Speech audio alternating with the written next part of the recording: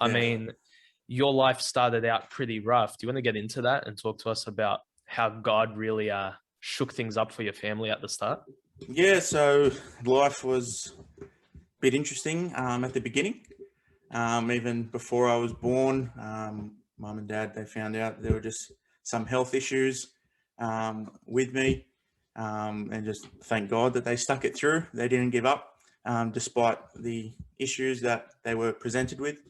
But yeah, life was shaken up for them, I guess, when I was born, just countless issues. We had an issue with my spine, which they knew of when I was little. But then also, I think the biggest scare first up was my left kidney. Just for those who don't know, yeah, I've just only got the right kidney. The left kidney was removed when I was 18 months old. So I don't remember too much of that time, obviously, because I was very young. But from what I hear from mum and dad, it was just a very trying time for them, not knowing whether we would make it out. But God took us through that when I was 18 months old.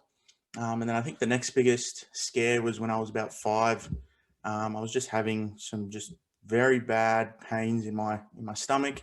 I'd wake up screaming in pain. Parents would take me to the doctors. Doctors would say, "Oh, look, there's nothing wrong with him." They'd send me home, give me some pain medication.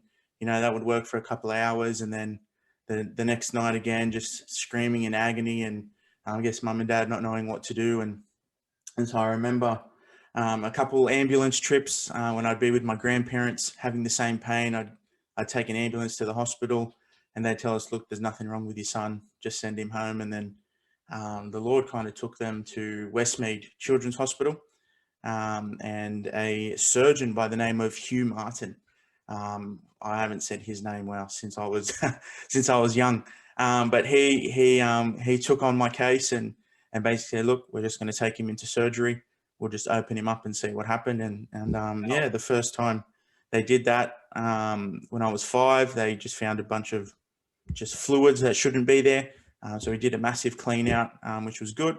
I went about 3-4 months without any pain. Thought, yep, brilliant. We're all good. And then suddenly the pain started happening again.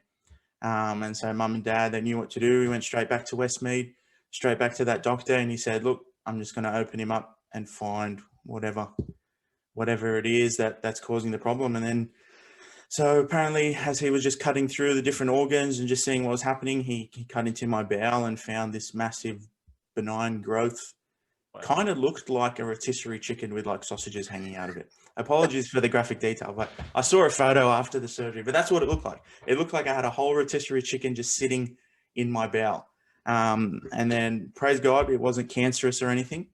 And then, yeah, he removed that, and I really haven't had much abdominal pain. But I know that surgery was a big one for mum and dad. I think they actually did say, "Look, we don't know whether he's going to come out of this one."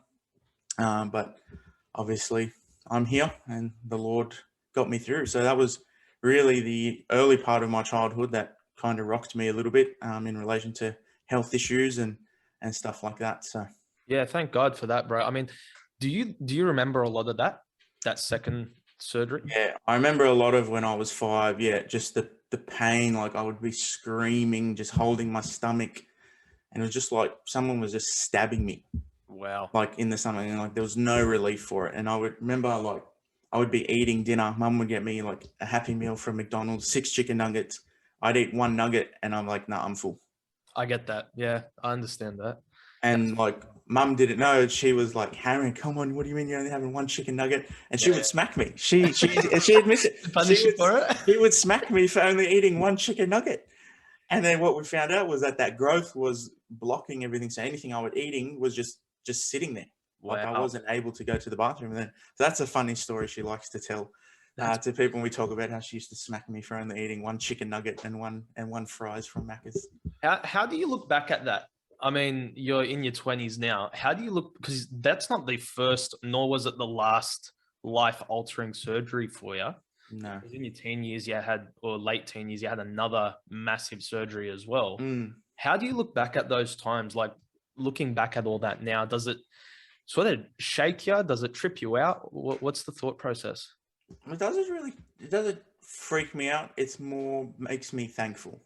Hmm. Thankful for not only God's protection, but also just thankful for the people that we have in Australia to be able to undertake surgeries like that and are skilled and know how to deal with situations like that. I think they were saying I was one of the first people that the doctors in Australia had heard of with what I had in my belly. Really? Yeah. So I'm just very thankful for Hugh Martin and obviously his team. And it's just, it just brings me back to thankfulness to God. Like at any moment, I could have already been up in heaven. Yeah. But obviously he's chosen for a reason to keep me here and got me through it. So I think thankfulness is probably the biggest thing that comes to mind whenever I look back on those early moments in life.